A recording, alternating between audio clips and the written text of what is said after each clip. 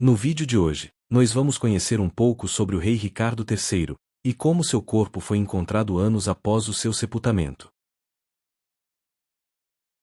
Quando o rei da Inglaterra, Ricardo III, foi jogado em seu túmulo há 500 anos, deu-se início a um dos maiores mistérios de todos os tempos.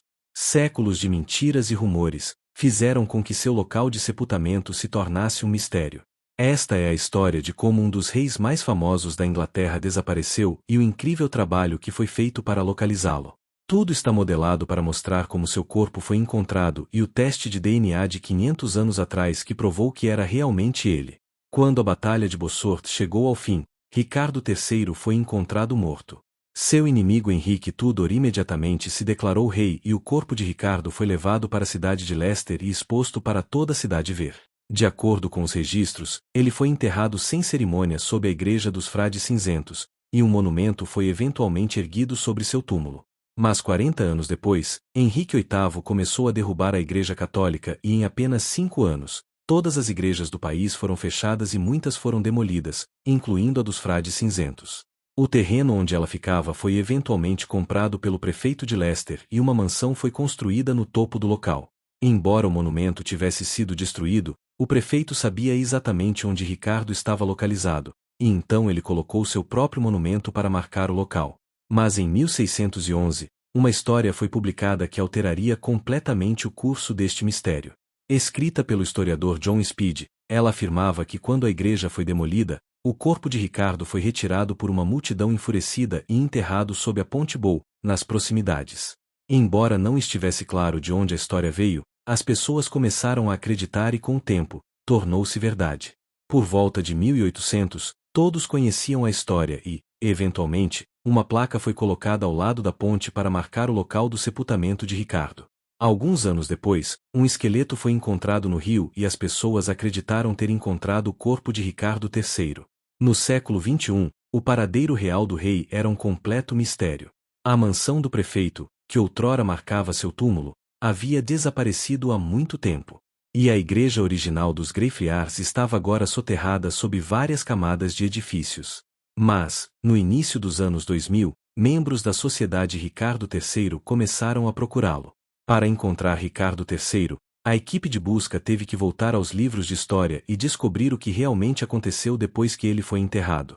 Eles começaram a investigar a história de John Speed sobre o sepultamento de Ricardo sob a ponte e foi aí que se depararam com algo realmente interessante. John havia viajado para Leicester em 1611 para procurar o túmulo de Ricardo e fazer um mapa detalhado da cidade.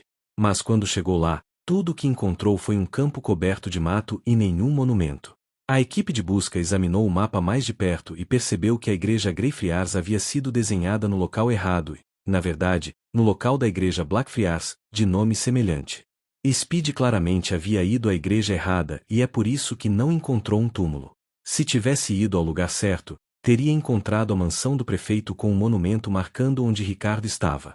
Como não havia encontrado um túmulo, ele inventou a história de Ricardo sendo enterrado sob a ponte.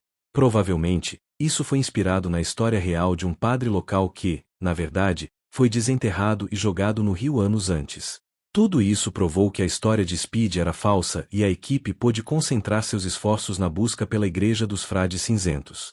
Mas qualquer vestígio da igreja já havia sido coberto por construções há muito tempo, e encontrá-la seria um enorme desafio. O mapa mais antigo com algum detalhe era de 1741 e mostrava a área dos Frades Cinzentos, que naquela época continha a mansão do prefeito e os jardins ao redor. O monumento que marcava o túmulo de Richard teria ficado em algum lugar nesta área. A sobreposição de mapas mais modernos mostrou que uma estrada foi eventualmente construída através da área e os edifícios atuais foram construídos sobre os jardins. No século XXI, a área de Greyfriars foi quase completamente coberta por edifícios e os pedaços de terra restantes foram transformados em estacionamentos. Em 2005, Philippa Langley, que liderava a pesquisa, foi a um desses estacionamentos para investigar. Quando chegou lá, teve a forte sensação de que estava no lugar certo. Embora este fosse obviamente apenas uma vaga de estacionamento reservada, ela sentiu que este era o lugar para começar a cavar. E assim, vários anos depois, uma equipe de arqueólogos liderada por Philippa finalmente obteve permissão para cavar. Mas eles só tinham dinheiro suficiente para cavar uma fração do estacionamento e, portanto, tiveram que ser muito eficientes. Eles sabiam que as igrejas eram tipicamente posicionadas de leste a oeste. E então, planejaram cavar 3 trincheiras que, com sorte, se sobreporiam à parte da igreja. No dia 25 de agosto, exatamente 527 anos após o sepultamento de Richard, a equipe começou a cavar a primeira vala. O projeto todo deveria levar cerca de 2 semanas e as chances de realmente encontrar uma sepultura pareciam quase impossíveis. Mas, surpreendentemente, apenas 6 horas depois do primeiro dia, encontraram um esqueleto, a poucos metros da letra R. O esqueleto apresentava danos graves no crânio e uma coluna vertebral com uma curvatura peculiar. Richard era frequentemente chamado de corcunda, com um ombro mais alto que o outro. Essa coluna curvada e os danos no crânio eram um grande sinal de que eles tinham acabado de encontrar Ricardo III. Mas, para realmente provar que era ele, a equipe teve que usar todas as técnicas modernas imagináveis.